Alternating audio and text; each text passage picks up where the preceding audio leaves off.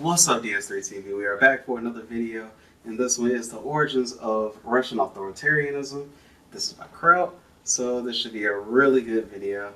And yeah, let's get into it, and let's have some fun. Also, subscribe to the channel. I want to get 1,000 subscribers by my birthday, September 13th, and also recommend me videos in the comment section down below. Also, click the link in the description for my Twitch. And click the heart when you get there, so that way click the heart when you get there, so that way you can you can know when to catch all of my my streams. That's gonna be starting next week, and yeah. So let's get into it and play. That's keeps.com/Kraut. Many thanks to Keeps for sponsoring this video, and now let's get into it.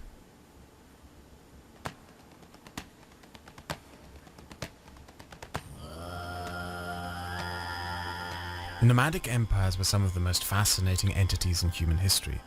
Originating from the steppes of Central Asia, most lived in isolation, unbothered by neighboring empires who saw their lands as worthless. This isolation allowed many nomadic tribes to specialize increasingly in nomadic life and warfare, competing with other tribes in a continuous struggle that, in a survival of the fittest way, resulted in ever-proficient warrior tribes. And once every few centuries they ventured forth from their steppes to overrun and conquer settled societies that were ill-prepared to face them. However, as efficient and near unbeatable as these nomadic peoples were in their conquests, a curious thing about them was that once they settled in the lands they had conquered, the nomads turned into what they had conquered. The Magyar tribes conquered Pannonia and turned into the Hungarian kingdom. The Slavic tribes conquered Eastern Europe and turned into the Slavic kingdoms. The Seljuk Turks conquered Iran and became the new Iranian Empire. The Ottoman Turks conquered Anatolia and became the new Romans.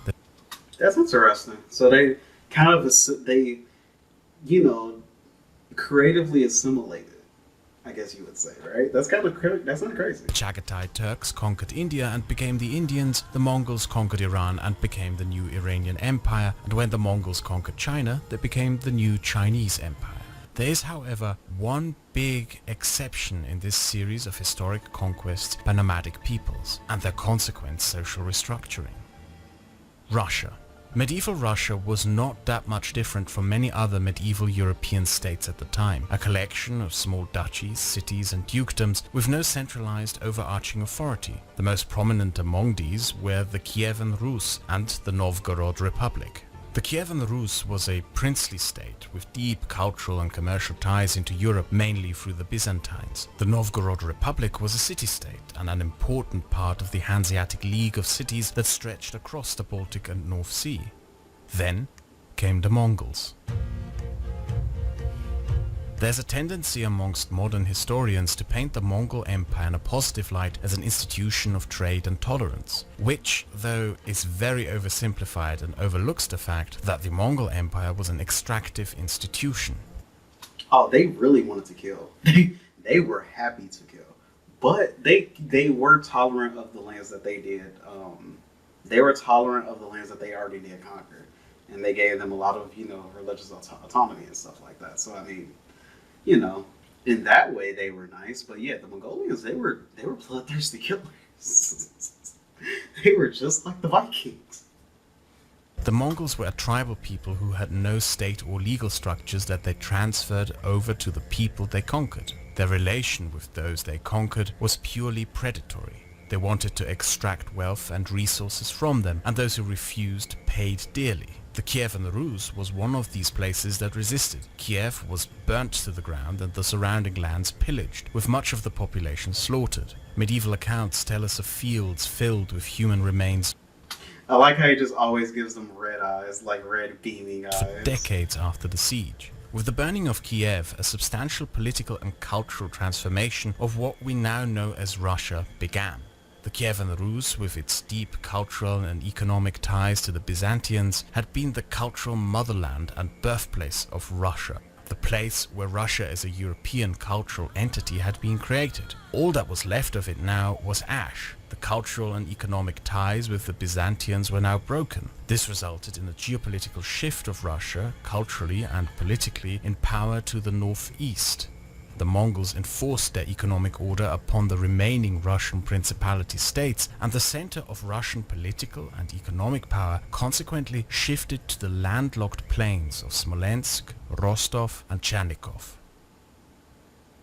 These places and the princes who ruled them had been largely ignored backwaters before the Mongols. Now they stood at the center of Russia. Throughout the rest of Europe, the institution of feudalism had during this time started to be increasingly challenged. New political and commercial institutions evolved in European trade cities, from Antwerp to Hamburg to Königsberg, Warsaw, Paris, Lisbon, London and Venice. Merchants, barons and artisan guilds rewrote the feudal social contract. Additionally, the Black Plague shook up the economic framework of Europe dramatically. With a third of Europe's population killed, there were no longer enough peasants to work the lands for lords. Landlords consequently started competing for the remaining peasants by offering them payment for work. Previously, peasants had worked in exchange for a promise of protection that now became increasingly replaced by a wage-based labor system. But Russia remained untouched by these political and economic developments. Said, and money, what? It remained under Mongol rule for 250 years and went into an entirely different direction. The princes of Central Russia were recruited by the Mongols as tax collectors. The Mongols outsourced the process of extracting the resource they wanted out of the Russian peasantry to the Russian princes. Because that aristocracy had a lot to lose if they failed to appease their Mongol overlords, and because the Mongols had brought no legal code of limited aristocratic power, the Russian princes extracted that wealth with increasing unopposed ruthlessness and brutality. While in Europe feudalism increasingly disbanded, an increasingly exploitative economic framework was reinforced in Russia. Urbanization didn't take place as it did in Europe, with the Russian princes invested in keeping as many peasants working the lands as possible. The Russian princes recruited armies of cavalrymen who were paid not in money but in land, and the peasants on it. However, because there was so much land, control of the land was not as important as control of the people. While in Europe peasants gained access to wages and left for cities to escape feudal lords, in Russia the peasants became deeper tied into their land through strict rules tying them to it, debt patronage, and brutal punishments for attempting to flee. The Black Plague had the opposite socio-economic outcome in Russia compared to Europe. While in Europe lords started competing for peasants by paying them wages, the Russian princes used the plague to tie lands into enormous duchies and fiefdoms under a smaller number of lords, creating an enormous peasantry working the lands of an extremely small aristocracy. When nomads conquered a settled people, they usually turned into who they conquered. But here, in a weird twist, the conquered Russians almost became Mongols. They were unshackled from any and all political accountability to their peasantry and could rule like the conquerors whom they served. But because the Russian princes merely served the Mongols and were not Mongols themselves, they didn't adopt the tribal customs and nomadic lifestyle of them. The power structure of the Russian princely states thereby became heavily centralized within the power of a singular ruler figure of a state. The Russian princes even adopted the warfare tactics of their conquerors. Rather than build stone castles as the rest of Europe did, they built wooden fortresses and recruited large cavalry armies. When they were invaded, they burnt the wooden castles down, ransacked and burnt the fields of their own land, and then harassed invaders from horseback, while those invaders were forced to march through and suffer the vastness of Russia. The Russians also missed out on a key development in European political development at the time, where a move away from decentralized feudalism into centralized absolutist kingdoms took place, creating the first large and powerful centralized European states. Over the 250 years of Mongol rule, with the shift from Kiev and Novgorod to central Russia and an economic development away from commerce and artisans to a peasant economy, the most powerful Russian princely state to emerge was the Duchy of Moscow, which would eventually be the one to rise up in rebellion and kick the Mongols out to create a new Russian state centered around Moscow. But with the Mongols gone, the newly independent Russia kept the socio-economic and political structures that had developed under Mongol rule and strengthened them. Absolutism is a system of governance in which all political power lies within one singular ruler. Beginning in the 1500s, many a European monarchy embarked on efforts to construct absolutist states, most famously France. It is during this time that the foundations of the modern nation-state were laid, but the absolutism project in general was rather unsuccessful. The French monarchs drove the state into bankruptcy and ended up selling government offices and thereby state power to the highest bidders. The Stuart dynasty attempts to build absolutism in Britain ended with their expulsion. Throughout Europe, urban populations, lower gentry and merchants had made the establishment of the all-powerful state difficult. But the conditions found in Russia allowed the Russian Tsars to create a near-perfect absolutism. There are three main factors that led to this. First, Russian society after Mongol rule consisted of a monarch, the army the monarch paid with land, an aristocracy of boyars, and a peasantry. A key difference to other parts of Europe was that the army was not incorporated within the aristocratic class. The army had been directly recruited by the Muscovite state and was dependent upon that state for its status and pay. The state, and thereby the monarch, could use the army without constraints by any aristocrats, even against those aristocrats. Second, Russia didn't experience the regionalized feudal social structures that the rest of Europe did. In fact, there is debate among historians if Russia experienced medieval feudalism at all. Medieval feudalism was a social system in which a peasantry submitted to a military lord and his Yeah, but because I don't think I've ever heard of Russia actually doing that, actually having peasants submitted to an actual lord. Because usually that's what happened in Europe, but they didn't go through that period. They just always had a king.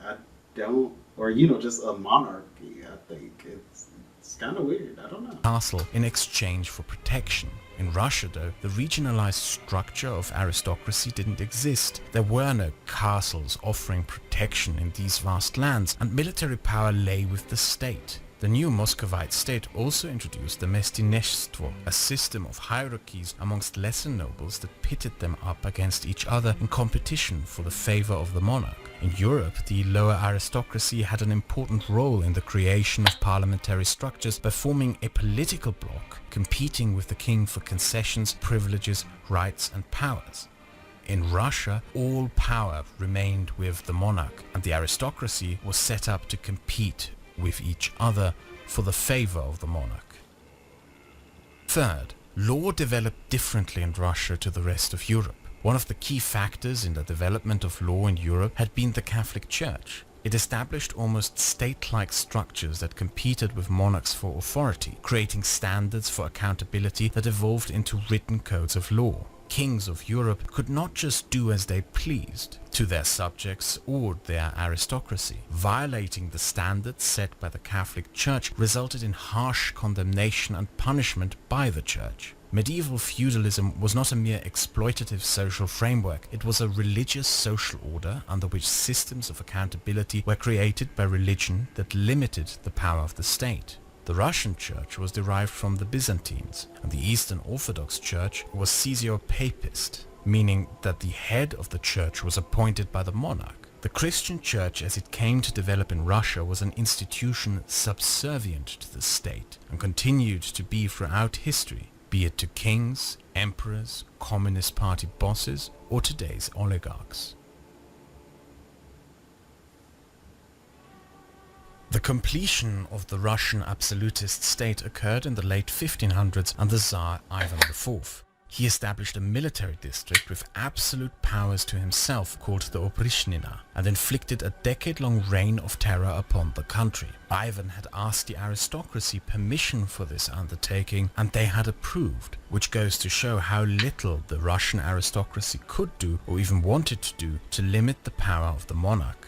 Even though Ivan's reign of terror would come at an enormous cost to them. Of the many aristocratic families of Russia, only 9 survived this reign of terror. This state structure of absolute, unrestricted power within the monarch continued after Ivan. including with the establishment of the new Romanov dynasty in 1613. And it is not difficult to see it continuing throughout the history of modern Russia. You can see the slavish capitulation of the Russian aristocracy to Ivan's reign of terror almost reflected in the capitulation of the Soviet Politburo to Stalin's reign of terror. And you can browse through the list of murdered Russian journalists yourself to see that in many ways Russia remains a country in which state power puts the ruling man above the law and removes them from any accountability to the law or the wider citizenry. A mistake often made, though, is to assume that these developments were unavoidable and somehow part of some inner logic of Russian culture itself. The city of Novgorod continued to prosper and was never conquered by the Mongols. Its institutions developed to have more in common with those of European city-states. It was the gateway for European goods into Russia and Russian goods into Europe, which made it incredibly rich. The Prince of Novgorod may have commanded an army, but he was accountable to the Veche, a parliament of the city that all free men of the city voted for, and which picked a mayor from the city aristocracy. The Veche and the mayor had control over taxation, laws and foreign policy. It even had the power to remove the Prince of Novgorod from power to replace him with another. There was a different Russian political development which evolved to have checks and balances, as well as state accountability and rule of law. But that development ended when Ivan III conquered Novgorod, had its leaders executed, and its merchants and aristocrats deported to the deep plains of central Russia. One can only imagine what modern Russia would look like if the free city of Novgorod had been its founding structure instead of the Tsardom of Moscow. The only other Russian representative body was the Zemsky Zabor, a council of aristocrats that gathered to do little more but approve the line of succession to the throne and approve of the Tsar's wars, until Peter the Great even took those powers away from it. Meanwhile, in the rest of Europe, parliamentary assemblies, which in some cases were as old as the Middle Ages, started gaining more and more power from monarchs, establishing parliamentary political institutions and traditions throughout Europe. In Russia, there was no parliamentary institution until the establishment of the Duma in 1906, which had its powers taken from it by the Tsar again only a few years later.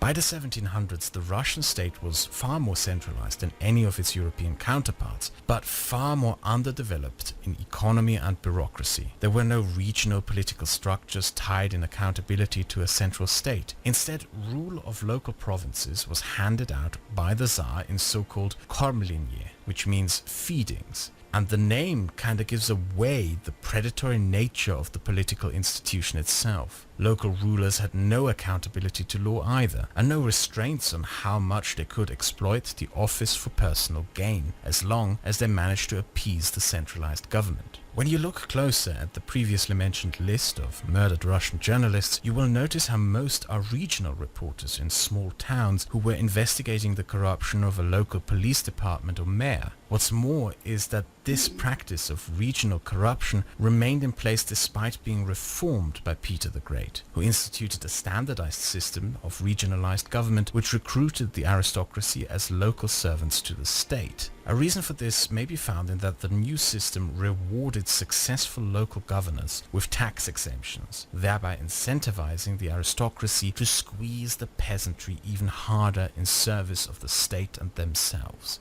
A legacy of Peter the Great's reforms was that the tax burden of the state was increasingly placed upon the Russian peasantry, while the aristocracy were increasingly exempt. In modern Russia, you will find an enormous contrast between the wealth of the oligarchs and your average Russian pensioner, whose pension is barely enough to sustain him. In many ways, it has been a common thread throughout Russian history since the 1700s that the burden of securing the state and the ambitions of wealth of its ruler have been dumped upon the Russian peasantry, from the trenches to the gulags to today's pension and social security cuts.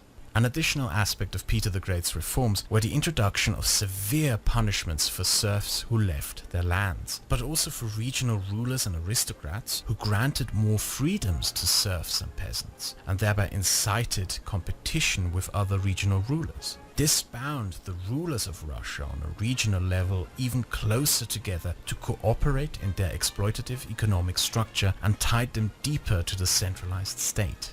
Everyone was now tied together in this, and nobody could take the risk of stepping out of line. Centuries later, those Communist Party members who may have disagreed with the Communist Politburo on something found themselves shot. And today, those oligarchs who step out of line with the central government find themselves dispossessed, jailed, or murdered. Russian absolutism was founded on an alliance between the central ruler of the state and the rulers of the various subdivisions of the state to enrich themselves at the expense of everyone else. It is why Russia never had a bourgeoisie, a small business Mittelstand, commercial trader class, or any resemblance of equality before the law and public accountability. As the historian John Dillon described it, "The Russian government, more than any other, was a government of men and not of laws." And that aspect of Russian absolutism is what makes it so unique. To show why, we can compare Russia to another absolutist state, China, which also underwent a century-long political development that resulted in a powerful, centralized state institution with absolute power and a lack of public accountability. But you will find a very big difference between the two. Chinese absolutism was built on a foundation of meritocracy in competition with patrimonialism. Chinese rulers continuously found themselves in positions of having to abide by some standards of accountability to a state bureaucracy. China has, just as Russia, gone through periods of incredible abuse of power, from the Empress Wu to the Great Leap Forward to the Cultural Revolution. But all these periods resulted in reshuffling and restructuring of the political leadership to not repeat mistakes. Mao Zedong had to step down from the Politburo after his Great Leap Forward caused the Great Chinese Famine, and only regained political power through a populist coup with the Cultural Revolution. And that populism was something the Chinese... We had watched a video on that earlier, and I had wondered what happened. Like, how did he get back into power? But that makes sense. He got power back because a coup. He staged a coup. That makes sense. State consequently cracked down upon after Mao's death. Just as in Russia, the state is absolute in China. If you wish to protest against a decision by the state or change the course of the state, you have to go through the institutions of the state. And just as in Russia, you will find corruption and abuse of power in China, such as local governments that cover up the selling of poisonous baby formula. But the difference in the political structure becomes very clear when you compare abuse of power and corruption. In China, the further you go up in ranks of government, the less corrupt state officials become as a result of the meritocratic state structures. In Russia, the further you go up in the ranks of government, the more corrupt state officials become, as there are no systems of accountability. The only measure in restraint is that you can't be corrupt enough as a local Russian politician to start bothering and annoying your superior politician, which is why the government becomes more corrupt the higher the office of the state is. The Russian state is a system of progressively corrupting power.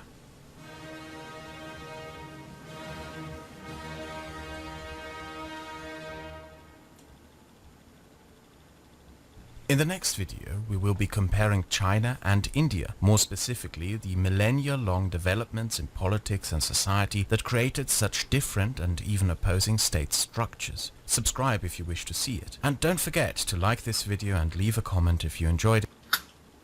That was really good though. But yeah.